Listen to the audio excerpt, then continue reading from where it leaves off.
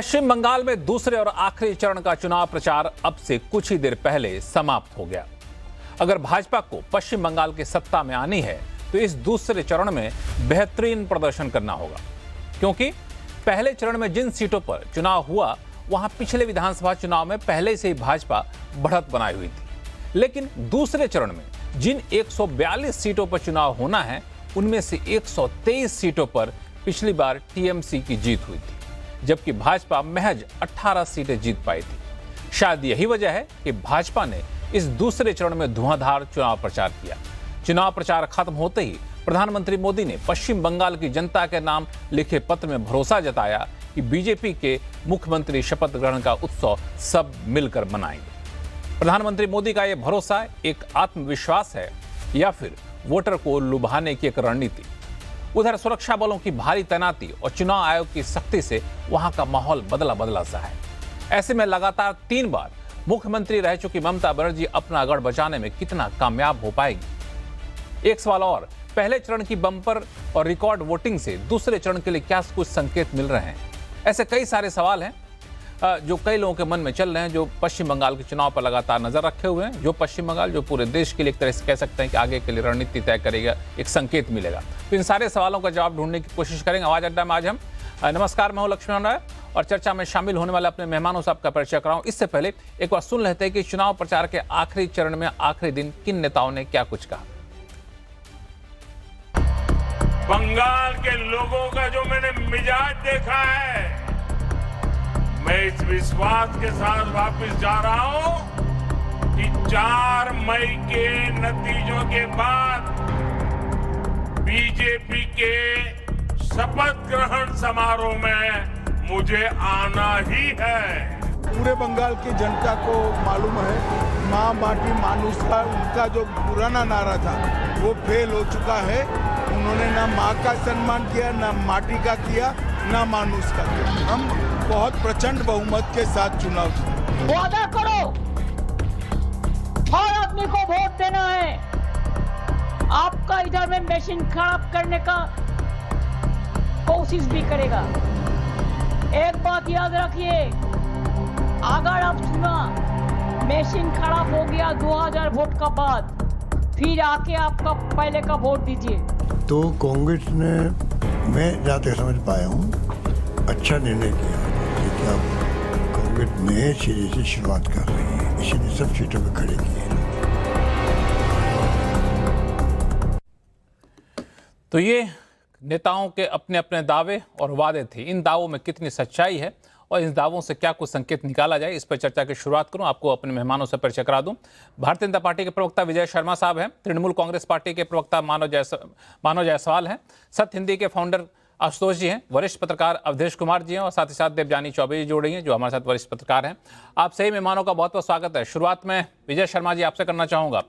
चुनाव प्रचार के आखिर जाते जाते प्रधानमंत्री ने कह दिया कि आपको मुख्यमंत्री शपथ ग्रहण की तैयारी करनी है और हम सब यहाँ पे मिलकर शामिल होंगे। इसको क्या माना जाए? ये भाजपा का आत्मविश्वास है या फिर आखिर तक वोटरों को लुभाने की रणनीति? लक्ष्मण जी, ये तो आप भी देख रहे होंगे, जनता सारी देख रही है कि कितने लाखों की भीड़ प्रधानमंत्री जी को सुनने के लिए उमड़ रही है। और इतनी भरी हुई गर्मी में रोड के दोनों पार, अगर वहां वो हेलीपैड से आते हैं, एयरपोर्ट से आते हैं, तो लोगों के हजूम लगे हुए हैं। वो एक बार देखना चाहते हैं हमारे करिश्माई प्रधानमंत्री को। तो और बातों पे यकीन है, प्रधानमंत्री जो बातें करते हैं वो पूरी करते हैं। बंगाल की जनता ने देखा है किस तरह से तीसरे नंबर से 24वें नंबर पे आ गया, प्रति व्यक्ति आए बंगाल। एफडीआई मात्र 1% रह गई है। किस तरह से आयुष्मान योजना को लटकाए भटकाए रखा ममता दीदी ने, विकास विरोधी। जिस तरह से बागान श्रमिक योजना थी वो आसाम में लागू हो गई, यहाँ श्रमिकों को मिला ही नहीं लाभ उसका। किसान सम्मान निधि में किस तरह से किसानों का नुकसान किया, 10,000 करोड़ से ज्यादा का नुकसान हुआ। जिस तरह से घुसपैठी है, यहाँ माता बहनों की इज्जत लूटते हैं। जिस तरह से ममता दीदी खुद कहती है कि रात को महिलाओं को नहीं निकलना चाहिए। जिस तरह से आपने आरजीकर में देखा होगा, सबूत मिटाए गए पुलिस की मौजूदगी में। तो ये चीजें सवाल पैदा करते हैं। और जिस तरह से मुसलमानों के लिए तुष्टिकरण की राजनीति करती है ममता दीदी, कहती है ये तो दूध देने वाली गाय है। और हिंदुओं को त्योहार मनाने नहीं दिया जाता, उनको हाई कोर्ट की शरण लेनी पड़ती है। उस सबसे जाहिर है कि वहां की जनता त्रस्त है।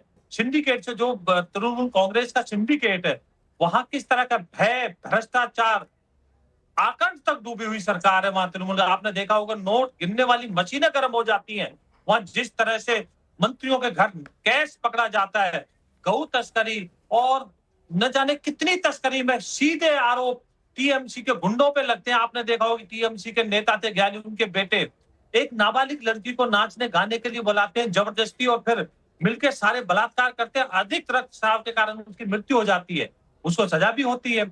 आपने देखा होगा किस तरह से वक्फ बोर्ड के लिए जो आंदोलन इन्होंने खड़ा करवाया था ममता दीदी ने, मेरा सीधा आरोप है। तो आपके हिसाब से विजय शर्मा जी, दरअसल जनता जो है, अगर आपकी बात मानी जाए तो जनता वहां के भ्रष्टाचार से त्रस्त है और इस बार तृणमूल कांग्रेस के खिलाफ ये एक बहुत बड़ा फैक्टर काम आएगा। तृणमूल कांग्रेस पार्टी के प्रवक्ता मानव जायसवाल साहब हमारे साथ जुड़े ही हुए हैं, उनसे पूछ ले। मानव जायसवाल साहब, ये कितना बड़ा फैक्टर आपको लगता है? वैसे भी जब 3 टर्म कोई सरकार रह जाती है तो नहीं चाहते हुए भी कई सारे फैक्टर निगेटिव निकल कर सामने आते हैं।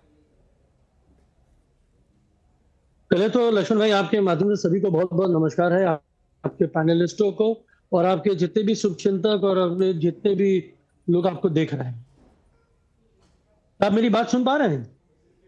जी जी, आ रहा हूं। नमस्कार, बताएं, आपकी आवाज आ रही है? मुझे सुन पा रहे हैं? जी देखिए, मैं अभी अजय भाई को सुन रहा था, बहुत कुछ बोल रहे थे, बहुत कुछ चल रहे थे, बोलते बोलते थक नहीं रहे थे। अच्छी बात है, थकावट नहीं होनी चाहिए, बहुत गर्मी है। विजय भाई, अभी प्रॉब्लम क्या हो रहा है, देखिए इन्होंने गिनवाया कि मोदी जी की बातों पे जनता को बहुत भरोसा है।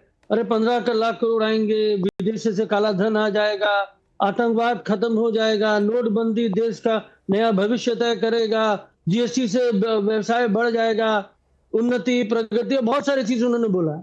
अरे आतंकवादी पहलगांव तक आ गए, आपके दिल्ली तक आ गए और आप बोलना चाहते हैं। आज आप घुसपैठ की बात करते हैं, 12 साल में आपने कितने घुसपैठ निकाल दिए बंगाल से या पूरे देश से, इसका आंकड़न आप नहीं देंगे। आप रेप की बात करते हैं, महिलाओं का शोषण की बात करते हैं, मणिपुर जल रहा है, मणिपुर में हमारी माताओं के साथ क्या हो रहा है वो आप नहीं बोल पा रहे हैं। हथरास में क्या हुआ वो नहीं बोल पा रहे हैं, उन्नाव में क्या हुआ वो बोल नहीं पा रहे हैं।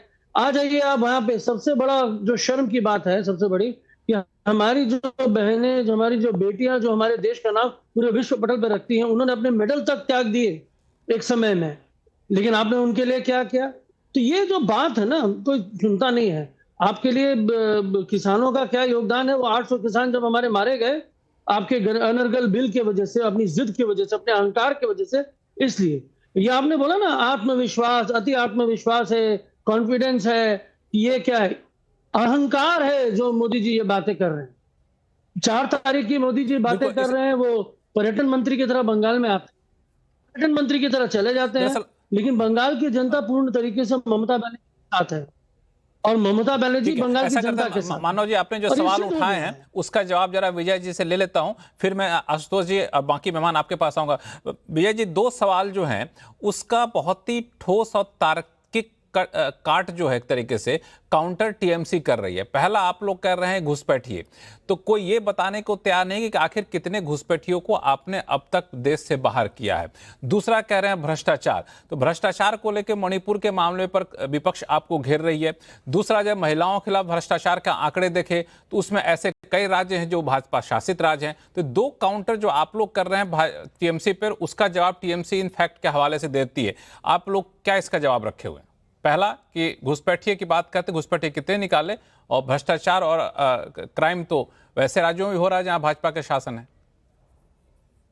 लक्ष्मण जी, मैं आंकड़ों के साथ बात करूंगा। पहले मैं इन्होंने आरोप लगाए आतंकवाद पे, तो आतंकवाद पे मैं बता देता हूं, इनको आईना दिखा देता हूं। नक्सलवाद आज खत्म हो चुका है। सवाल घुसपैठिए पे, आपने आतंकवाद पे घुमा दिया। जी नहीं घुमाया नहीं, मैं जवाब दूंगा, मैंने आपको पहले बोला। अरे शर्म आनी चाहिए इनको। क्या जवाब दीजिएगा विजय भाई, क्या जवाब दीजिएगा? पहलगांव 3 दिन पहले का 1 साल होगा पहलगांव में। ठीक है, मानव जी सुन लेते हैं, मानव जी सुन लेते हैं, नहीं आएंगे तो मैं उनसे पूछूंगा। मानव जी सुन लेते हैं, उनका जवाब सुन लेते हैं। मानव जी सुन लेते हैं पहले विजय जी का जवाब, फिर नहीं जवाब देंगे तो फिर उनसे पूछूंगा मैं, जाने नहीं दूंगा। झूठ बोलते हैं, इनके पास कुछ नहीं है इनके लिए। सुनिए, मैं लक्ष्मण भाई, मैं 2 मिनट, मानव जी 1 मिनट सुन लेते हैं, 10 सेकंड लेना चाहता हूँ, 10 सेकंड मुझे दीजिए। मानव जी आपके पास आता हूं मैं, विजय जी को बोलने दीजिए, फिर आप आइएगा। मानव जी 1 मिनट में आपको समय दूंगा, हमारे चैनल में पर्याप्त समय मिलता है, अपनी बात रखने का पर्याप्त समय मिलेगा, आप चिंता ना करें। भारतीय झूठा पार्टी, बड़का झूठा पार्टी है आपकी। आतंकवाद पे मैं बताता हूँ, 370 खत्म करके हमने पत्थरबाजी आतंकवाद लगभग शून्य के बराबर कर दिया जम्मू कश्मीर में।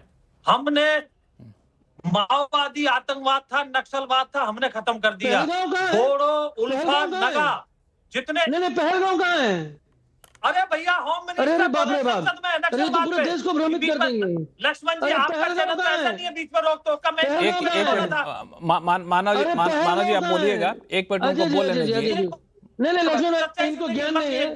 नहीं इनको ज्ञान नहीं है, ज्ञानी है ये। कश्मीर की बात मानव जी करते इनको हैं, बोलने कश्मीर दीजिए। अपनी बात जब कोई पूरी बात कर नहीं, लेंगे आपको आपको क्या जवाब चाहिए? नहीं मिलेगा, फिर आप सवाल पूछिएगा। मानव जी को शांत करिए और विजय जी को बोलने दिया जाए। विजय जी जी, इनके अंदर सच्चाई सुनने का मादा नहीं है ना। तो जम्मू कश्मीर में जिस तरह से विकास की ब्यार सुनी और जिस तरह से बस्तर में और यहाँ नक्सलवाद था, जिस तरह से हमने एक नीति लाए और वहां शांति स्थापित की है। हमारे यहाँ मुंबई की तरह ऐसा नहीं है रोड के ऊपर आतंकवाद चलता था और हम एक बंदूक की गोली तक नहीं चला पाए। अब मैं आपकी बातों का जवाब देता हूँ घुसपैठियों का। तो मैं कोट करता हूँ श्री प्रकाश जायसवाल जो होम स्टेट मिनिस्टर थे, नहीं, मुझे संसद आपत्ति में है। उन्होंने बयान दिया था। उसके अंदर 1 करोड़ से ज्यादा उन्होंने घुसपैठियों का जिक्र किया था, जिसमें से 40 लाख अकेले वेस्ट बंगाल में बताए थे। अब मैं माननीय होम मिनिस्टर अमित शाह जी को कोट करता हूं, उन्होंने संसद में बयान दिया था कि 2216 किलोमीटर सीमा हमारी बांग्लादेश के साथ बोल रहे हैं। आपके अंदर इतनी सभ्यता नहीं है। मैं कोट कर रहा हूं होम मिनिस्टर साहब को। आप चुप आप रहिए। निकाल के आप देख झूठ लीजिए। बोलेंगे तो सुन लेंगे क्या? उसमें से 1600 आप झूठ बोल किलोमीटर रहे से ज्यादा हैं। पे हम बाढ़ आप सुन झूठ बोल रहे लीजिए, हैं। फिर आप अपनी बात कहिएगा। मानव जी सुन लीजिए, मानव जी सुन लीजिए। विजय शर्मा जी आप बोलिए। मानव जी एक मिनट सुन लीजिए। हमारे चैनल पे ऐसे बहस नहीं होती है। हर एक दूसरे की बात सुनते हैं, हर एक दूसरे के सवालों का जवाब देते हैं। करेंगे तो कैसे चलेगा? नहीं आप बोलिएगा ना। आपको अगर इनकी बातों को काटना है तो काटिए, आपके पास आऊंगा मैं। मानव जी देखिए विजय जी अपनी बात खत्म करिए। विजय जी अपनी बात खत्म करिए जल्दी। तो मैंने माननीय होम मिनिस्टर साहब को कोट किया, उन्होंने संसद में बयान दिया था कि हमारे 7 रिमाइंडर गए भारत सरकार से इनके पास। 10 बार देश के home secretary, chief secretary Bengal से मिले, उसके बाद में इन्होंने कुछ नहीं किया। 180 किलोमीटर पे इनको पैसा दे दिया गया जमीन का, मुआवजे का, तब इन्होंने जमीन उपलब्ध नहीं कराई। आप मुझे बताइए 400 किलोमीटर ऐसी खुली सीमा जहां से बेरोक आने की कोशिश करते हैं घुसपैठिए, क्यों नहीं जमीन उपलब्ध कराते हो? वह टीएमसी को उन्हें धार्मिक उन्माद के नारे लगाते हैं। ये मैं हूँ जो होम मिनिस्टर साहब ने संसद में बोला वो मैं बता रहा हूँ।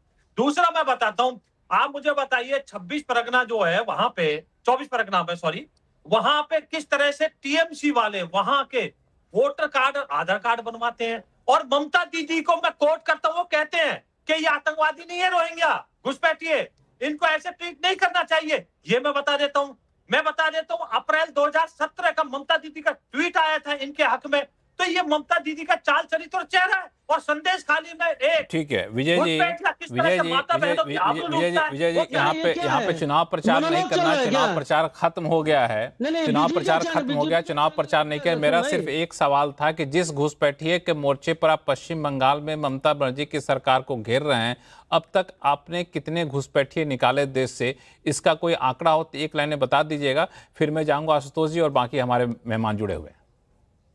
लक्ष्मण जी इसका भी मैं बता देता हूँ। अभी पिछले दिनों बिहार में सीमा, अरे भाई सुन लीजिए जरा, सीमावर्ती जितने इलाके हमारे होम मिनिस्टर साहब अमित शाह जी थे उनके घर गए और पूरे देश में ये नीति लागू कर दी गई है। हमने आसाम में, पंजाब में, जम्मू कश्मीर में, आप गुजरात में, नहीं बंगाल से कितने घुसपैठियों को निकाला? चलिए आप दोनों लोग शांत हो जाइए, आप दोनों लोग शांत हो जाइए जरा। बाकी मेहमानों के पास चलते उनके सुन लीजिए, फिर आप लोगों के पास आऊंगा मैं। आशुतोष जी हमारे साथ जुड़े हुए, सत्य हिंदी के फाउंडर आशुतोष जी, पहले चरण के वोटिंग में जो रिकॉर्ड वोटिंग परसेंटेज आया उससे हर कोई उत्साहित है, चाहे टीएमसी हो या फिर भाजपा हो। हर कोई मान के चला कि हमारे पक्ष में बहुत तगड़ा वोट मिला। उस फर्स्ट फेज के रिकॉर्ड वोटिंग से और अब दूसरे चरण के अंतिम दिन चुनाव प्रचार तक में आपको क्या लगता है कि उसका क्या इंडिकेशन दूसरे चरण में जनता लेगी और दूसरे चरण में क्या उम्मीद करनी चाहिए? देखिए लक्ष्मण जी, पहले चरण में अच्छी वोटिंग हुई, इसका यह मतलब नहीं कि भारतीय जनता पार्टी जीत रही है या तृणमूल कांग्रेस जीत रही है। और चूंकि अच्छे चरण में बहुत अच्छी वोटिंग हुई, इसका यह भी मतलब नहीं कि दूसरे चरण में भी उसी तरीके की वोटिंग होगी और उसी तरीके से तृणमूल कांग्रेस और बीजेपी को वोट पड़ेगा। दरअसल ये पुराना फॉर्मूला है कि जब बहुत अच्छी वोटिंग होती तो सरकार को हटाने के लिए लोग निकलते, ये फॉर्मूला अब खत्म हो चुका है। ये मेरा साफ तौर मानना है कि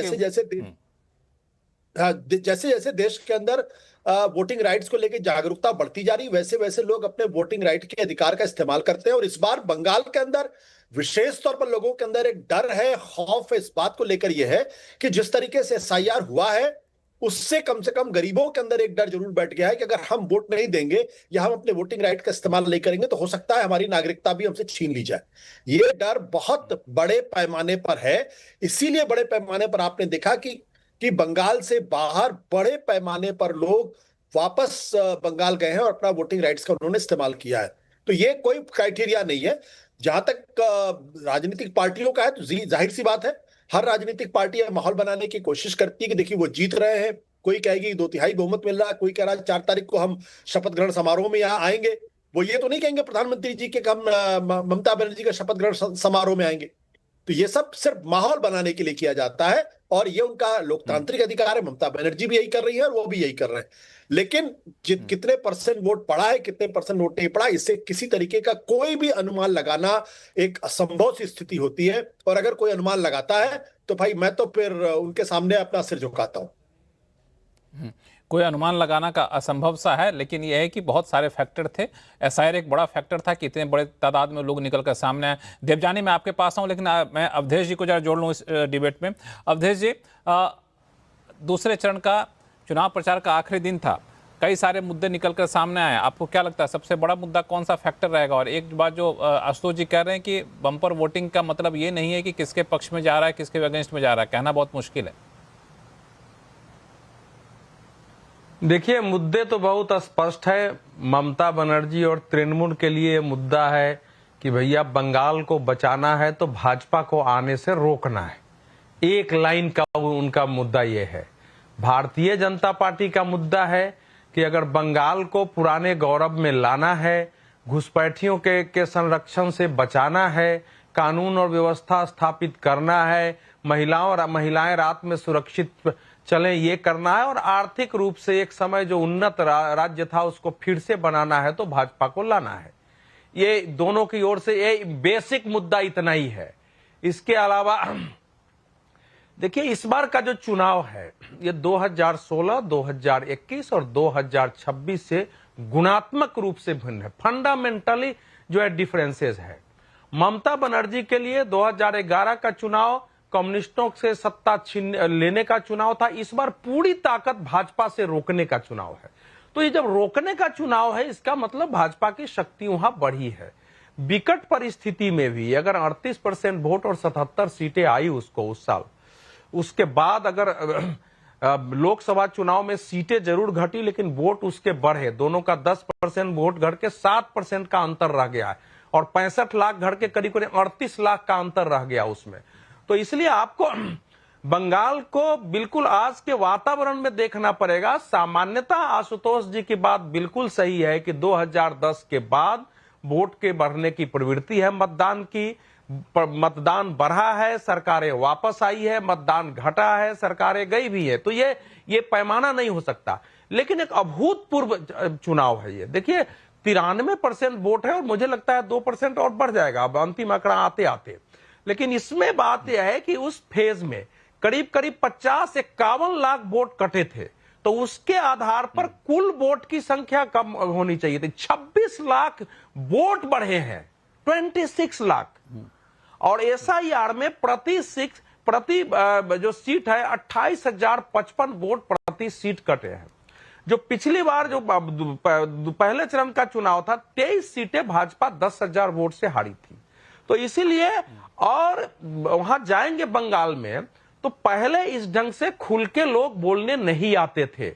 आपके कैमरे लगे हुए हैं, लोग खुल के बोलने आ रहे हैं। पहले भाजपा को वोट देने वाले लोग डरते थे। जो कुछ भी 18 के पंचायत चुनाव में हुआ, 19 के लोकसभा चुनाव के बाद हुआ, 2021 के बाद हुआ, लोगों को पलायन करना पड़ा, दुकानें घरें जली। तो उन सब से इस बार थोड़ा सा अंतर दिखाई दे रहा है कि लोग खुल के आ रहे हैं। तो शायद यही वजह है। तो इसीलिए माहौल तो गृह मंत्री जी ने गृह मंत्री ने अभी शायद यही वजह, गृह मंत्री ने आश्वासन भी दिया कि वोट खत्म हो जाएगा, उसके बाद भी 2 महीने तक केंद्रीय सुरक्षा बल जो है वहां पे तैनात रहेगी। यानी जो लोग निकल कर आ रहे हैं वोट डालने, उनको डरने की जरूरत नहीं है।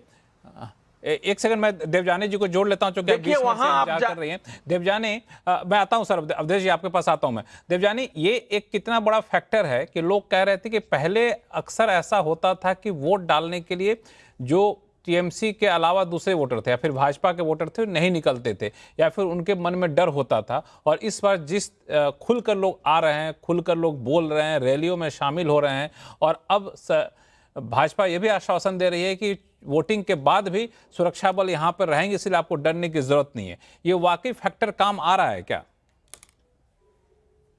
देखिए, एक बात जो हमेशा कही जाती है, खास करके पॉलिटिकल पार्टियां ये कहती हैं, उसके बाद मेन स्ट्रीम मीडिया में भी नैरेटिव एक तैयार होता है कि लोग जो है डर के वोट नहीं देते, लोग वोटिंग करते हैं। अगर वोटिंग नहीं करते तो बंगाल में 80% वोटिंग नहीं होती। 2011 के पहले जो वाम मोर्चे की सरकार है, उनके खिलाफ भी इस तरह के आरोप लगते हुए हैं कि रिगिंग करते हैं, बूथ कैप्चरिंग करते हैं। लेकिन अगर सच में रिगिंग और बूथ कैप्चरिंग के जरिए ही पूरी वोटिंग सिस्टम यहाँ पे काम करती है, तो किस तरह से 2011 की एक सरकार चली जाती है? असल में मुद्दा यह है कि आदमी, इंसान, जो आम वोटर है, जब तय कर लेता है कि सरकार को हटाना है तो सरकार को हटना पड़ता है। इस बार के चुनाव की अगर हम बात करें तो चुनाव आयोग की तरफ से हमने देखा कि इसके पहले यहाँ पे 7 फेज 8 फेज तक का चुनाव हुआ है, लेकिन इस बार 2 फेज का चुनाव। पहला फेज जो हुआ उसके बाद हमने देखा कि किस तरह से बीजेपी और तृणमूल दोनों के दावे हैं कि 100 सीट दोनों पार्टियों को मिल चुकी है। गृह मंत्री अमित शाह ने भी इस तरह के बयान दिए हैं, अभिषेक बैनर्जी की तरफ से और ममता बनर्जी की तरफ से भी ये बयान आए हैं। जबकि सबको पता है कि जो पहला फेज का चुनाव था, वहां पे 2024 का अगर हम चुनाव रिजल्ट देखें, 2021 का देखें, तो बीजेपी की पकड़ इन इलाकों में मजबूत रही है। इस बार की अगर हम वोटिंग पैटर्न की बात करें, जैसा आप कह रहे थे कि लोगों के दिलों में डर नहीं है। देखिए, लोग जिनको जो चाहते हैं कि बंगाल में परिवर्तन आए, वो वोटिंग कर रहे हैं दूसरी पार्टी के लिए। बीजेपी की तरफ से इस बार स्लोगन आया है बांग्ला में, पाल्टानो दौड़कार, यानी कि परिवर्तन जरूरी है। तो जिनको वोटिंग करनी है, जिनको लगता है कि ममता बनर्जी की सरकार जिस तरह से काम कर रही थी वो सही नहीं था तरीका, वो उनके साथ जा रहे हैं। जिनको लग रहा है कि ममता बनर्जी के जो सोशल स्कीम, क्योंकि ममता बनर्जी सरकार के लिए जो सबसे बड़ा जो पॉजिटिव फैक्टर रहा वो सोशल स्कीम, और उस सोशल स्कीम में एक परिवार में अगर 4 लोग हैं तो माता पिता बच्चा हर किसी के लिए एक स्टूडेंट स्कीम, एक स्टूडेंट कार्ड भी है जिसको लेकर जो बच्चे आजकल पढ़ने जाते हैं उन्हें बैंकों से लोन मिलता है। तो कन्याश्री है, सब सारे स्कीम्स के बारे में सबको पता ही है, क्योंकि इस बार के चुनाव में बहुत इसकी चर्चा हुई है। लेकिन बहुत ज्यादा वाहवाही मिली थी चुनाव आयोग को पहले फेज के चुनाव के बाद, क्योंकि हमने देखा कि किस तरह से छुटपुट हिंसा की खबरें आने के बावजूद शांतिपूर्ण रही पहली फेज की चुनाव। और हमें बहुत खुशी हुई, क्योंकि जिस तरह से हम लोग लाशों का ढेर देखते हैं। लेकिन मैं एक चीज ऐड करना चाहूंगी, मुझे आप ऐड करने का मौका दीजिए। सेकेंड फेज चुनाव आते आते बंगाल में हिंसा की खबरें आने लगी है। तृणमूल कांग्रेस की एमपी है मिताली बाग, उनके गाड़ी पे आज जिस तरह से हमला हुआ है, और आरोप मिताली बाग का बीजेपी के कार्यकर्ताओं के खिलाफ है, जिस तरह से उनकी गाड़ियों को तोड़ा फोड़ा गया है और वो फिलहाल अस्पताल में एडमिट है। जगत दल में भाटपाड़ा में अर्जुन सिंह का नाम सबको पता है, कभी तृणमूल में रहते हैं, कभी बीजेपी में रहते हैं, कभी तृणमूल में रहते हैं, कभी बीजेपी में रहते हैं। कल वो खुद झड़प में शामिल हुए थे। तृणमूल के कार्यकर्ताओं का कहना है कि बीजेपी का हमला है, बीजेपी का कहना है तृणमूल का हमला है। पुलिस थाने के बाहर ये झड़प हुई है। तो जो सेकंड फेज है, जहां पे क्योंकि देखिए चुनाव के परिणाम को अगर हम देखें तो पहला फेज जो है वो वैसी सीटें हैं जहां पे बीजेपी की पकड़ मजबूत रही है पिछले चुनाव परिणाम को अगर हम देखें। लेकिन सेकंड फेज में उन जगहों पे चुनाव होने हैं जहां पे तृणमूल कांग्रेस की पकड़ मजबूत है। तो जैसे जैसे सेकंड फेज का चुनाव नजदीक आ रहा है, आज कैंपेन खत्म हुआ, आज दिन भर झड़पों की खबर आई है। मैं बस एक डेटा आपको मेंशन करना चाहूंगी कि 36 घंटे, पिछले 36 घंटे में 1543 यानी कि 1,500 से भी ज्यादा लोगों को पुलिस ने अरेस्ट किया है, कि इनके खिलाफ आरोप है कि ये चुनाव के दौरान जो है तरह तरह की हिंसा फैला सकते हैं। लक्ष्मण। नहीं, लेकिन ये क्या संकेत देता है? सबसे बड़ा सवाल है संकेत क्या देता है। मैं इस पे आऊँगा, बड़ा इंटरेस्टिंग सा डेटा यहाँ पे रखा है। आशुतोष जी, अवधेश जी आपके पास आऊँ, लेकिन मानव जी आपके पास सबसे पहला सवाल कि आमतौर पे पहले फेज की जो वोटिंग शांतिपूर्ण हो गई, तो ये दावा भी किया गया भाजपा की तरफ से, गृह मंत्री ने कई चुनावी रैली में कहा कि देखो लोग अब डर के वोटिंग नहीं कर रहे हैं, खुल के बाहर आ रहे हैं और टीएमसी के गुंडे अब नहीं रोक पा रहे हैं, वो घरों में बंद हो गए हैं। तो शायद ऐसा तो कहीं मैसेज नहीं किया टीएमसी के पास कि हमारी खौफ खत्म हो गई और हमारे एंटी वोटर जो वो अब निकलने लगे, तो उनको फिर से डराना है, इसलिए दूसरे फेज के वोटिंग से पहले लगातार फिर से हिंसा की घटना बढ़ गई है। देखिए, पहले तो 3 चीजों को आपको देखना होगा। पहले जो विजय भाई से हम सुन रहे थे, फिर अवधेश भाई भी कुछ बोले, और फिर देवजानी जी ने जो बातें करी कि जिस तरीके से बंगाल हमेशा से ऐतिहासिक वोट कास्ट करता है। बंगाल में 84-85% is a very common vote bank. लेकिन जिस तरीके से बेस होता है, जहां पे आपके 7.5-8 करोड़ वोटर्स थे, अब वो गिर के 7 करोड़ से नीचे आ गए, उसके बनस्पत आपका क्या परसेंटेज होगा? तो परसेंटेज में जो आकलन है वो जरूरी है। और अवधेश भाई ने 26 लाख का ये भी दिया कि भाई 26 लाख ज्यादा वोटरों ने वोट दिया है इस बार। ये बहुत जरूरी है ये सब आकलन को जानना। लेकिन सबसे बड़ी बात क्या है कि भाजपा लड़ किस चीज से लड़ रही है? हम टीएमसी लड़ रहे हैं भाजपा से, सीपीएम से, आईएनसी से, एमआईएम से, जेयूपी से, साथ ही साथ एसआईआर जो हुआ इलेक्शन कमीशन से, साथ ही साथ ये जो जिस तरीके से भाजपा जो अपने केंद्र बाहिनी को लेके, एक अजय साहब बोल के एक पुलिस ऑब्जर्वर है हमारे साउथ 24 परगना में, जिस तरीके से केंद्र बाहिनी को लेके घर में घुस रहे हैं लोगों के, उनको इंटिमिडेट कर रहे हैं, महिलाओं को डरा रहे हैं, धमका रहे हैं, इन सब से भी हम लड़ रहे हैं। और ये लड़ाई देश के लिए है। जिस तरीके से एसआईआर में 27-28 लोगों के नामों को आपने दरकिनार कर दिया, उनको वंचित रख दिया एक सरकार चुनने में, इससे बड़ी नाकामयाबी किसी भी इलेक्शन कमीशन की कभी भी भारत के इतिहास में नहीं हुई। ये हर जो पारा है उसका उल्लंघन इन्होंने किया है। और हम लड़ रहे हैं, एकजुट होकर लड़ रहे हैं। बंगाल पूरे का पूरा लड़ रहा है। जितने भी हमारे प्रवासी मजदूर जो दूसरे प्रांतों में थे, वो भी बंगाल आ गए हैं, वो लोग भी वोट दे रहे हैं, और वो वोट बंगाल को बचाने की है। और ये बंगाल नहीं बचेगा, इससे पूरे भारत को बचाने की लड़ाई है। क्योंकि आने वाले समय में जब हमारा संविधान मजबूत रहेगा, तभी हम और आप और इतने सारे पैनलिस्ट एक दूसरे से बात कर पाएंगे। आप कहना क्या चाहते हैं मानव जी कि ये जो केंद्र सरकार की एजेंसियां हैं, सुरक्षा कर्मी हैं, वो लोग डरा रहे हैं टीएमसी के वोटर को कि वो निकल कर सामने ना आए? विजय जी, ये तो बहुत बड़ा आरोप है। ये आरोप इसलिए मजबूत हो जाता है क्योंकि मैं एक आंकड़ा देख रहा था, पश्चिम बंगाल में चुनाव के दौरान जो केंद्रीय बलों की कंपनियां हैं, 2407 कंपनियां वहां पे तैनात है, 2193 जो है क्विक रिस्पांस टीम वहां पे तैनात है, 40,000 पुलिस कर्मियों को तैनात किया गया है। तो एक आरोप लगता है कि टीएमसी के वोटरों को डराने के लिए सारी तैनाती की गई है। लक्ष्मण जी, ये तो जग जाहिर है, पूरे देश में एकमात्र वेस्ट बंगाल ऐसा है जहां राजनीतिक हिंसा होती है। 300 हमारे राजनीतिक कार्यकर्ता मारे गए, इसी टीएमसी वालों ने उनको मौत के घाट उतार दिया। आपको याद होगा, असम में शरण लेनी पड़ी, उनके घर बार सबको जला दिया गया, माता बहनों की इज्जत लूटी गई, ये भी सबके सामने है। तो ऐसे में चुनाव आयोग की जिम्मेवारी है शांतिपूर्ण और निष्पक्ष चुनाव कराना, तो ना कराए। और आप जहां तक बात करते हो केंद्रीय रिजर्व पुलिस की, जो वहां अर्धसैनिक बल तैनात किए गए, वो तो पूरे देश से होते हैं। वो तो किसी एक प्रत्येक राज्य का तो है नहीं कि वो हरियाणा से चले गए या उत्तर प्रदेश से। वो तो किसी भी राज्य का कोई भी सिपाही वहां जा सकता है। आप आदर्श स्थिति बता रहे हैं।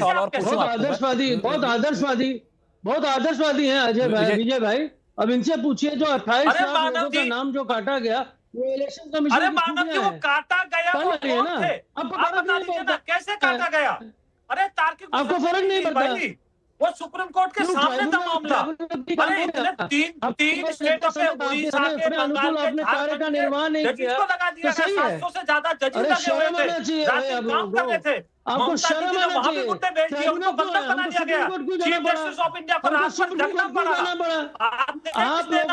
आशुतोष जी, ठीक है, आप 2 मिनट शांत हो जाइए। आशुतोष जी, मैं एक सवाल आपसे पूछना चाह रहा था कि पहले चरण से पहले हमने देखा कि बड़ी शांतिपूर्वक सब कुछ हो रहा था, चुनाव भी शांतिपूर्वक हो गया, लेकिन दूसरे चरण आते आते फिर से हिंसाएं बढ़ने लग गई।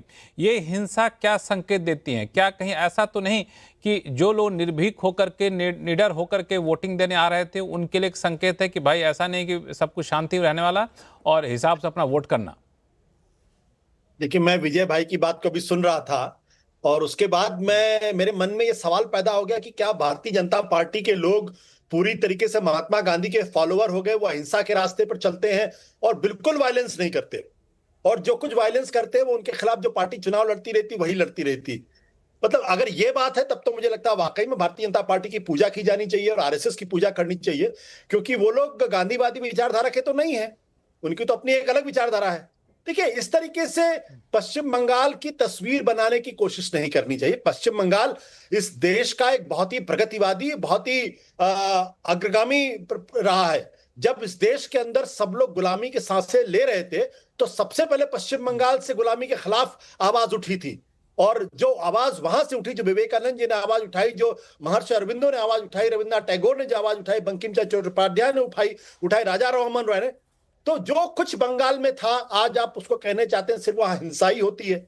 मतलब मुझे लगता है कि थोड़ा सा हम बंगाल के बारे में ऐसा नैरेटिव न बनाएं कि बंगाल के लोग ये सोचने पर मजबूर हो जाएं कि उनके साथ इतना बड़ा अन्याय किया जा रहा है। मैं इस नैरेटिव के बिल्कुल पूरी तरीके से खिलाफ हूं और मैं इसकी निंदा भी करता हूं, क्योंकि बंगाल इस देश का एक इंटीग्रल नहीं, लेकिन आशुतोष सर, आप ऐसे ज्यादा एक्सपीरियंस हमसे बहुत काफी ज्यादा अनुभवी है। मैं सिर्फ एक फैक्ट तो आपके सामने रख ही दूं ना कि पश्चिम बंगाल ही एक राज्य है जहां अभी भी चुनाव में हिंसा होती है।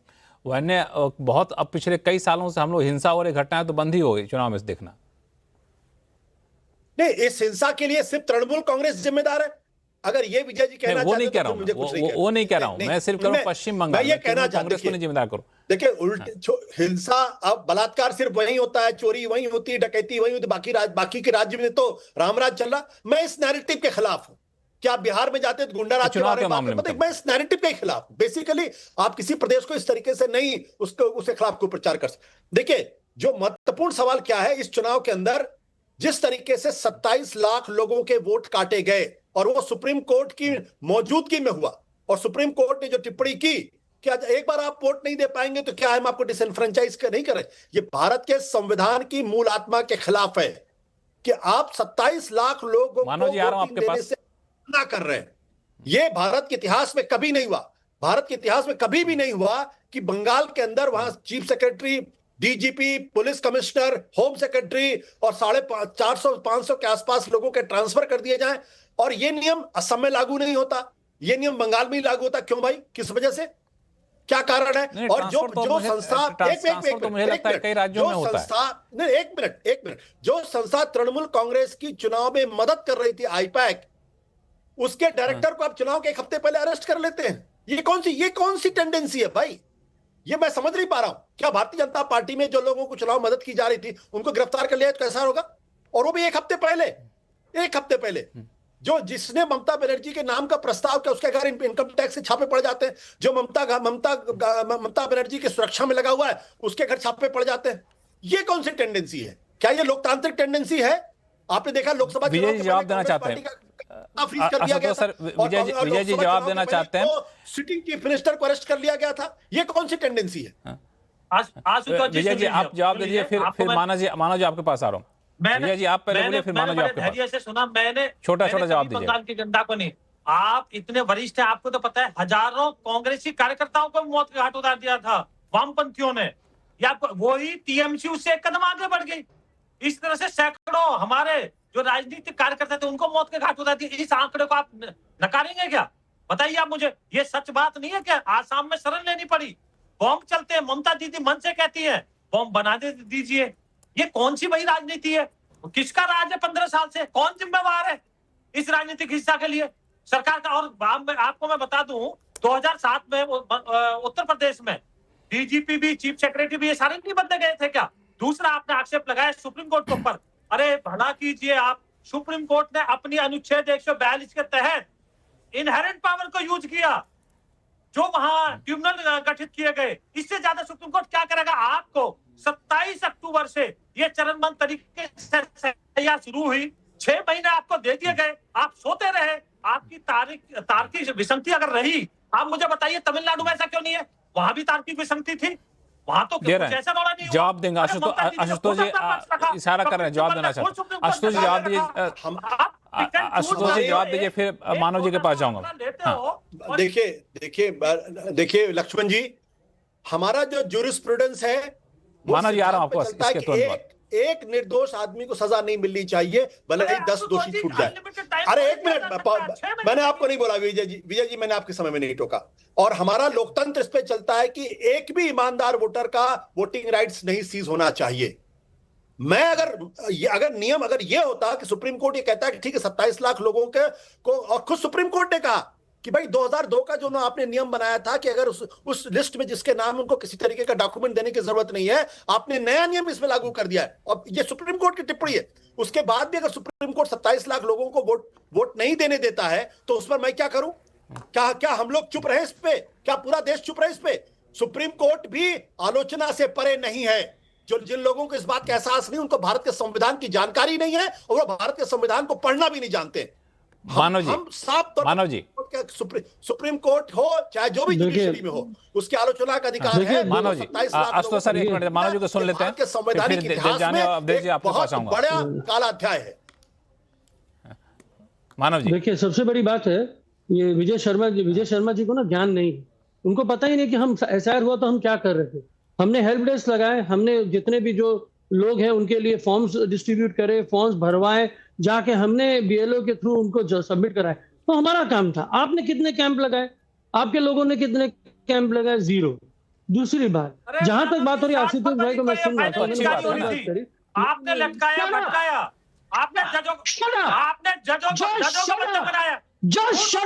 बेहुदा व्यक्ति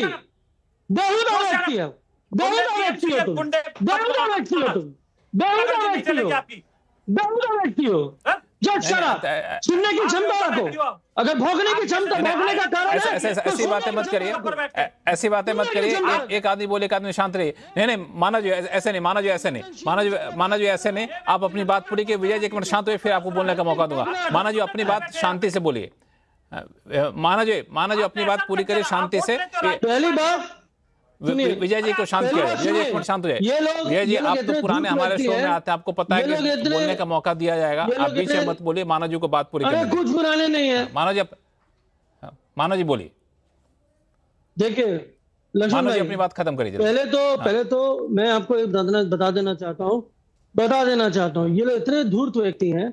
इन लोगों ने अभिजीत गांगुली बोल के एक व्यक्ति को एमपी बनाया जो कि हाईकोर्ट का जज हुआ करता था। एक सिग्नेचर में उसने 26,000 हमारे टीचरों को बेदखल कर दिया उनके हक से, एक सिग्नेचर से। सुप्रीम कोर्ट गए, सुप्रीम कोर्ट से हमको राहत मिली। आज ये लोग उसको एमपी बनाते हैं, क्यों? ये रिवॉर्ड है। तुम सजा दो, हम तुमको रिवॉर्ड देंगे। आगे ज्ञानेश कुमार जो है उनको रिवॉर्ड ऑलरेडी मिल चुका है, उनकी बेटी उनके दामाद को रिवॉर्डेड है ऑलरेडी, और आने वाले समय में इनको भी रिवॉर्ड देना है। लेकिन कुछ नहीं होगा, बंगाल की जनता इनको बेटी और दामाद दोनों जो है आईएएस ऑफिसर हैं, यूपीएससी पास करके आए हैं।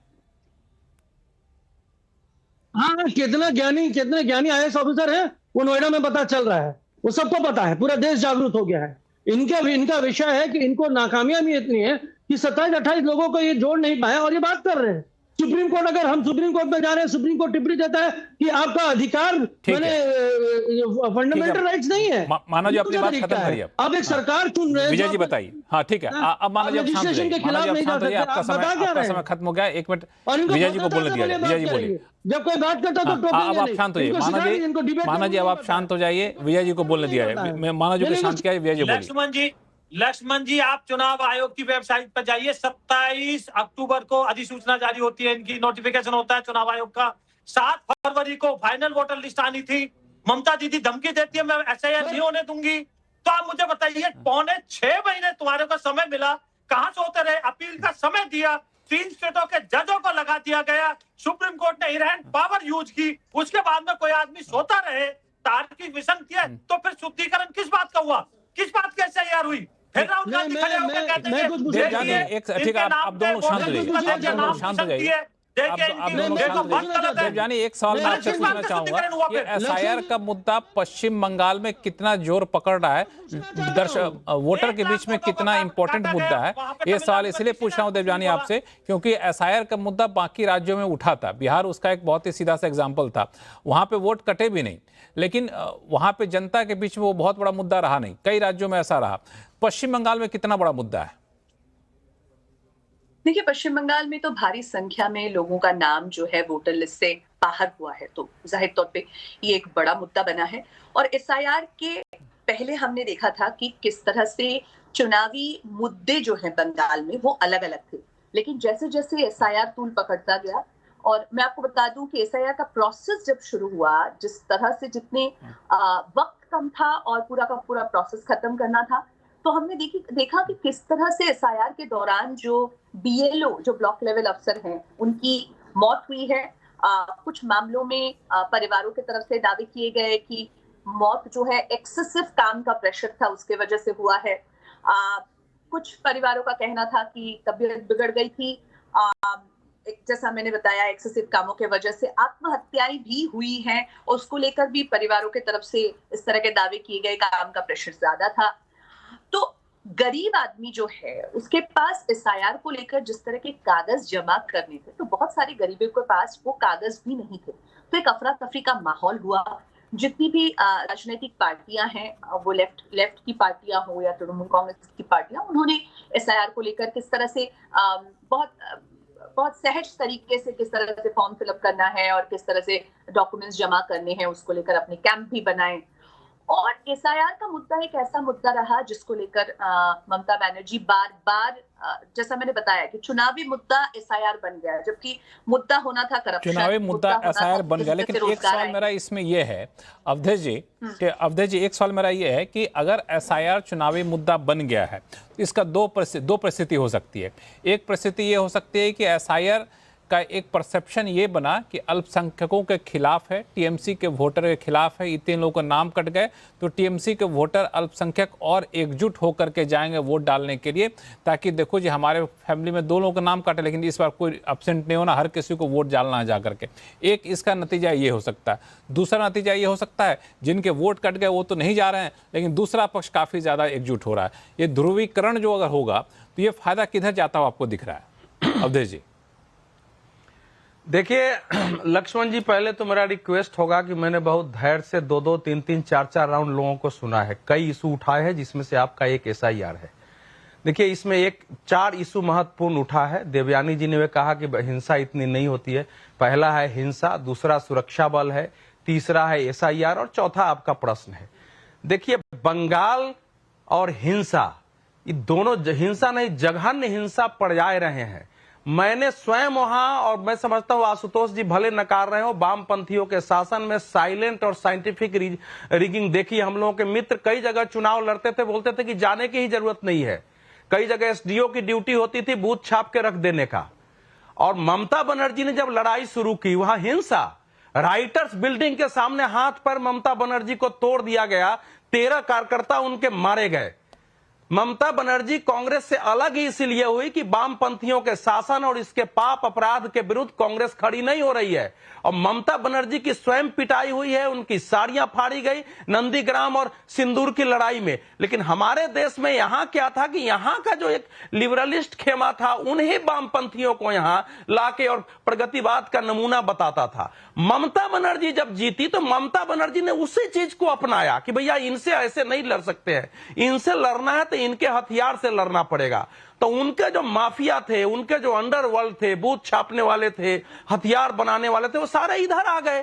तो ये वैसे करती रही है। वो बीजेपी के पास उतने लोग नहीं है, लेकिन इस बार बीजेपी ने तय किया कि जैसे ये करते हैं उस ढंग से जवाब दो। बीजेपी की रणनीति का पहला पहलू था कि लोगों के अंदर आत्मविश्वास पैदा करो ताकि वो लोग वोट डालने के लिए निकले, डरे नहीं, कोई अगर घटना हो तो भागे नहीं, उसकी शिकायत करें लेकिन वोट जरूर डालें। दूसरा था कि हम सत्ता में आ रहे हैं ये विश्वास डालो, तब लोग वोट करेंगे। जो सुरक्षा बल का जहां तक प्रश्न है, देखिए सुरक्षा बल कभी भी जब जाते हैं ना तो लोगों में कॉन्फिडेंस पैदा होता है। जो जेन्युइन वोटर होता है ना उसके अंदर आप देख लीजिए जो प्रतिक्रियाएं हम लोग सुन रहे हैं पूरे पश्चिम बंगाल से, एक भी प्रतिक्रिया अभी तक नहीं आई है कि सुरक्षा बलों ने कोई गड़बड़ी की है। न तो कांग्रेस ने एक शिकायत दर्ज कराई है, न कम्युनिस्ट पार्टियों ने एक शिकायत दर्ज कराई है, बीजेपी नहीं कराई है। तृणमूल कांग्रेस ने भी आप देखेंगे तो सुरक्षा बल की औपचारिक शिकायत मुश्किल से 2-3-4 है। तो सुरक्षा बलों ने जबरदस्त वहां काम किया है और इसकी वहां आवश्यकता थी। तो ये अब आते हैं तीसरे विषय पर कि ये जो एसआईआर है इस पर हम लोग काफी डिबेट कर चुके हैं। देखिए नहीं, हमको आपने बहुत कम समय दिया, हमने बहुत सुना। 74 लाख नाम तमिलनाडु में कटे, कम नहीं कटा है। वहां ये परिस्थिति नहीं बनी। देखिए, जो लॉजिकल डिस्क्रिपेंसी है उसमें कुछ दोष है कि किसी के मुखर्जी को मुखोपाध्याय लिख दिया, किसी के बनर्जी को मान लो बंदोपाध्याय लिख दिया, लेकिन वो क्लर्क की प्रॉब्लम है, उसका सोल्व होना चाहिए। लेकिन 27 लाख जो कहा जा रहा है ना, 27 लाख लोगों का दावा कराया गया है। ऐसा नहीं कि 27 लाख सारे के नाम गलत ही काटे गए हैं। तो वो नहीं है कि 27 लाख है, एक भी आदमी का नाम नहीं होता है तो हमारे पूरी व्यवस्था पर प्रश्न चिन्ह है। लेकिन कोई भी व्यवस्था भारत में करेंगे ना तो थोड़ी समस्या रहती है। लेकिन जिनके नाम काटे गए हैं उनमें से कितने लोग कहने आए हैं कि मैं जिंदा हूं? 65 लाख ऐसे नाम कटे हैं जो कि मर गए थे, जो कि स्थानांतरित थे, जो रहते नहीं थे। तो 65 लाख लोगों के नाम पर 85% वोट कौन डालते थे बंगाल में? बीजेपी की हैसियत तो नहीं थी फर्जी वोट डालने की। उस 65-70 लाख में से मैं 25 लाख मान भी लेता हूं तो 70 लाख में से 85% वोट डाले गए। कौन डालता था?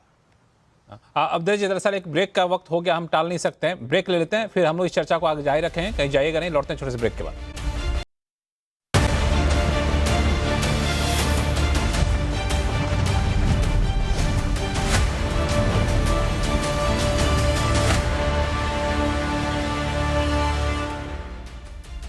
ब्रेक के बाद आपका फिर से आपका स्वागत है। हम चर्चा कर रहे हैं पश्चिम बंगाल चुनाव को लेकर के। ब्रेक पे जाने से पहले चुनाव में कौन कौन से मुद्दे हैं, कितने हावी, इस पे हम लोग लंबी चर्चा की। अब थोड़ा सा स्पेसिफिक पे आ जाएं, क्योंकि दूसरे चरण का चुनाव मतदान होना है। 142 सीटें हैं, इसमें 123 सीटों पर पहले से टीएमसी का कब्जा था, यानी पिछले विधानसभा चुनाव में 123 सीटें पर टीएमसी यहाँ पे जीत चुकी थी, जबकि भाजपा को मुश्किल से 18 सीटें मिली थी। तो ये 18 सीटों को कितना बढ़ा पाएगी भाजपा कितना कॉन्फिडेंट है, और 123 सीटों पर कितना कब्जा अपना जमा कर बनाए रख पाएगी टीएमसी, ये कितना चुनौतीपूर्ण है। दोनों के लिए सवाल होगा, टीएमसी के लिए, बीजेपी के लिए। मानवदा, ये 142 में से 123 सीटें आपकी थी, 142 सीटों पर चुनाव होना है, माहौल तो बदला हुआ, इसमें कोई शक है नहीं। भीड़ काफ़ी ज़्यादा जुट रही है, वोटिंग परसेंटेज काफ़ी ज़्यादा बढ़ रहा है। तो आप इन 130 सीटों को बचा कर रख पाएंगे, कितना आपको संभव दिख रहा है? चुनावी भाषण मत दीजिएगा। देखिए लक्ष्मण भाई, हम तो पहले चुनावी भाषण नहीं देते, आकलन से बात करते हैं। ये 123 सीटें जो हमने जीती थी और अच्छे मार्जिन से हमने जीती थी, और जब ये एसआईआर हुआ, पूरे बंगाल को जिस तरीके से बंगाल की छवि को खराब किया गया, बंगाल की अस्मिता को ठेस पहुंचाया गया, ये सारा आकलन और चुन चुन के बदला लिया जाएगा, और चुन चुन के वोट में परसेंटेज बढ़ेगा, और बंगाल फिर से 123 से बढ़कर कुछ सीटें हमको देगा। दूसरी बात, मैं अभी अवधेश भाई को सुन रहा था, वो लॉजिकल डिस्क्रिपेंसीज की बात कर रहे थे, और ये बहुत अच्छी बात है कि कोई भी एक व्यक्ति वंचित 100%। मानव जी, ममता दी के लिए आप चिंता मत कीजिए, ममता दी जीत चुकी हैं। दूसरी बात, जो अवधेश भाई ने बोला ना, एक भी व्यक्ति नहीं वंचित होना चाहिए, तो अवधेश भाई ने ये एक्सेप्ट कर लिया कि इलेक्शन कमीशन की फेलियर है। ये अच्छी बात है, मैं उनको बहुत बहुत साधुवाद देना चाहता हूँ। साथ ही साथ मैं एक और चीज बोलना चाहता हूँ। आपने ये इतने लोग जो नैरेटिव चलाते हैं ना, हिंसा हिंसा हिंसा हिंसा हिंसा, हमारे 30,000 लोग, जब हम लोग कांग्रेसी थे, जब कांग्रेस के जो ममता बनर्जी ने जिनका संरक्षण किया, लगभग 30,000 लोगों को इन लोगों ने वध किया। साईबाड़ी हत्याकांड आपको पता है, खून से सने हुए बाद एक माँ को खिलाया गया, ये सारी चीजें हमने झेली हैं। लेकिन 2011 में जब हम पहली बार जीत के आए, तो हमने बदलाव की बात करी। हमारी नेत्री सुश्री ममता बनर्जी ने बदलाव की बात करी, और कितने हिंसा हुए, कितने लोग मारे गए। फिर 2021 उसके बाद 2016 का इलेक्शन होता है, उसमें कितने लोग मारे गए। लेकिन एक चीज आप भूल जा रहे हैं कि जो वामपंथी लोग जो थे, जो वामपंथी जो विचारधारा के लोग थे, उनका वोट बैंक शिफ्ट हुआ बीजेपी की तरफ, वो आस्ते आस्ते बीजेपी में घुस गए, क्योंकि उनको पता था कि हमारा कुछ होना नहीं है। और 2021 में मैक्सिमम जो इनके कार्यकर्ता हैं, जो इनके नेतागण हैं, वो सब वामपंथी जो इनके साथ जुड़े, और फिर उन्होंने वही रपचरित शुरू किया और बदनाम करने लगे हमको। अरे भाई, आप जब हिंसा देंगे तो उनका रेपुटेशन होगा, और हम क्रिमिनल और हिंसा और किसी भी तरीके से क्रिमिनल एक्टिविटीज के प्रति हमारा जीरो टॉलरेंस है। हमने लोगों को पकड़ा, हमने लोगों को सजा दिलवाई, हमारे साथ हमने जितने लोग, आज सुनिए, बंगाल में अगर एक व्यक्ति भी मरता है तो वो बीजेपी और टीएमसी का नहीं, वो बंगाल का है, और बंगाल की मुख्यमंत्री का पूर्ण तरीके से उस परिवार के साथ जवाब दीजिए। ठीक है विजय जी, जवाब दीजिए। संवेदनशील व्यक्ति नहीं। मानव जी, आप सुन लेते हैं जरा बाकी लोगों को। मानो जरा बाकी लोगों को सुन लेते हैं। हाँ विजय जी, संक्षेप में। लक्ष्मण जी, तथ्य मैं तथ्य रखता हूँ। 2011 में अप्रासंगिक थे हम। 2016 आते आते हमारी 3 सीट आई और 10% वोट हुआ। 2021 में हमारी 38% वोट हो गई, 77 सीटें आई। तो मुझे ऐसा लगता है कि अब की बार हम प्रचंड बहुमत के साथ 200 सीट के आसपास हम आएंगे और ये उल्टा होने जा रहा है। जो 123 सीटें टीएमसी की थी वो बीजेपी की आने जा रही है। ये वही 18-20 सीट लोकसभा चुनाव में सीटें घट गई, ऐसा मेरा पूरा विश्वास है। बिल्कुल। आशुतोष जी, 142 में से 123 सीटें जो पहले टीएमसी के पास थी, वो कितनी सीटें बीजेपी हथिया पाएगी? आपका कैलकुलेशन क्या कहता है, अगर हम स्पेसिफिक दूसरे चरण की बात कहें तो? देखिए, पश्चिम बंगाल के अंदर भारतीय जनता पार्टी लगातार डिक्लाइन में है। 2019 में उसको 18 सीटें डिक्लाइन में लोकसभा की, और विधानसभा, हाँ, अगर विधानसभा में कन्वर्ट करते हो तो 121 सीटें उनको मिलती। 2021 में वो 77 नहीं, तो लोकसभा में जो डिक्लाइन हुआ था वो तो फिर बाकी के विधानसभा चुनाव उन्होंने मेकअप भी कर लिया था। सर एक मिनट। 2019 में 121 विधानसभा सीटों पर भारतीय जनता पार्टी आगे थी। 2021 में घट के वो 77 हो जाती है। 2024 में 91। अब यहां से अगर आपको आगे बढ़ना है तो आपको कुछ चमत्कारिक प्रदर्शन करना पड़ेगा, और कम से कम अभी ग्राउंड पे वो चमत्कारिक प्रदर्शन मुझे दिखाई नहीं पड़ता है। हो सकता है मैं गलत हूं, मैं अलग तरीके का प्रश्न है, लेकिन एक बात मैं आपको स्पष्ट कर दूं, जब ये अवधेश जी ने कहा, अवधेश जी शायद भूल गए कि बिहार के अंदर कितनी हिंसा होती थी, जहां से वो खुद आते हैं, किस तरीके से वहां बूथ लूटे जाते थे, किस तरीके से कत्ल होता था, दौड़ा दौड़ा के लोगों को मारा जाता था, और हरियाणा का मेहम कांड भी अवधेश जी को दिखाइए। तो कृपया करके बंगाल की ऐसी गलत छवि पेश करने की कोशिश न की जाए। बंगालियों का अपमान नहीं किया जाना चाहिए, वो महान संस्कृति का वाहक है, और उनके बारे में हिंसा हर जगह होती है।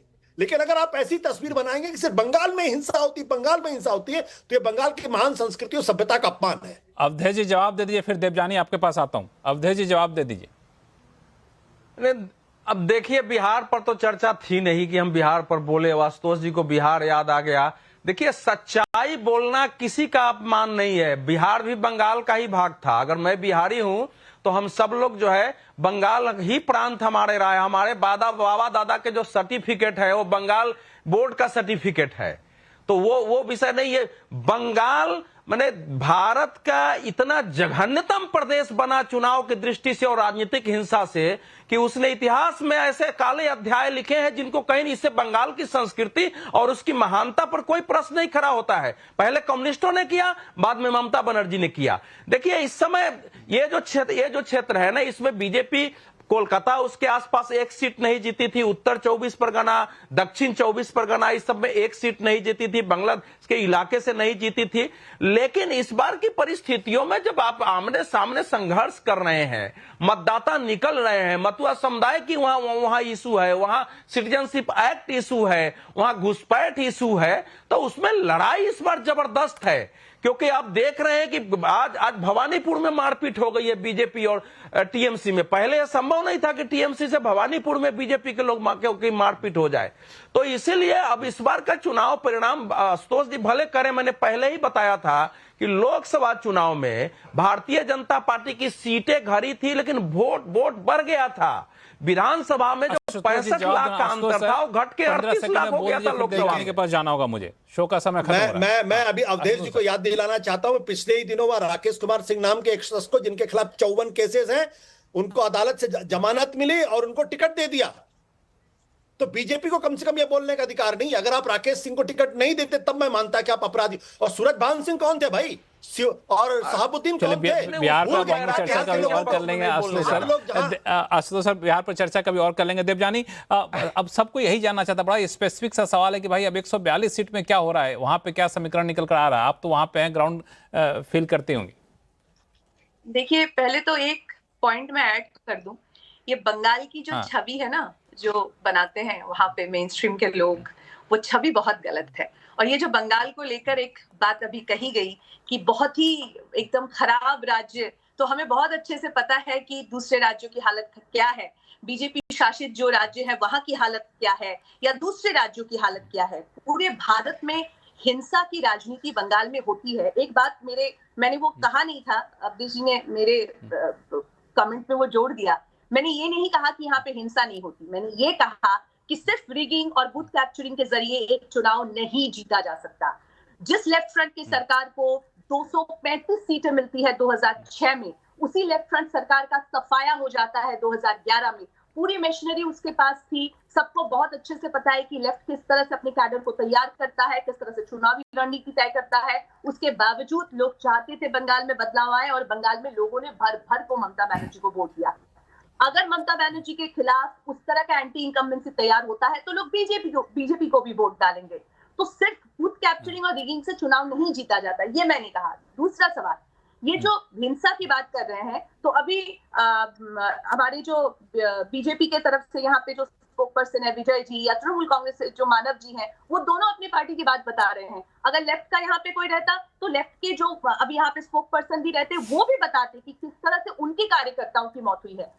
तो बंगाल की राजनीति को सिर्फ हिंसा के साथ देखना बहुत गलत होगा। बंगाल का एक इतिहास रहा है, जब यहाँ पे बंगाल की राजनीति को सिर्फ हिंसा के साथ देखना बहुत गलत होगा। अब बंगाल की वैसी छवि पेश ना की जाए। देवजानी, आपकी बातों को मैं तो कम से कम मान रहा हूँ, लेकिन यह है कि शो का समय खत्म होगा, इसलिए आपको बीच में रोकना होगा। लेकिन ये चुनाव काफी दिलचस्प होने वाला है, चूंकि आबो हवा तो बदली हुई है। अब रिजल्ट बताया क्या रहेगा, लेकिन दूसरे चरण का चुनाव प्रचार खत्म हो गया। अब वोटिंग का इंतजार रहेगा, क्या पिछले चरण के रिकॉर्ड वोटिंग कोई पार कर पाता है नहीं। सबकी नजर यहीं पर टिकी रहेंगी। आवाज अड्डा में फिलहाल इतना ही। आप सही मेहमानों को बहुत बहुत शुक्रिया हमारे लिए समय निकालने के लिए। देखते रहिए CNBC आवाज। नमस्कार।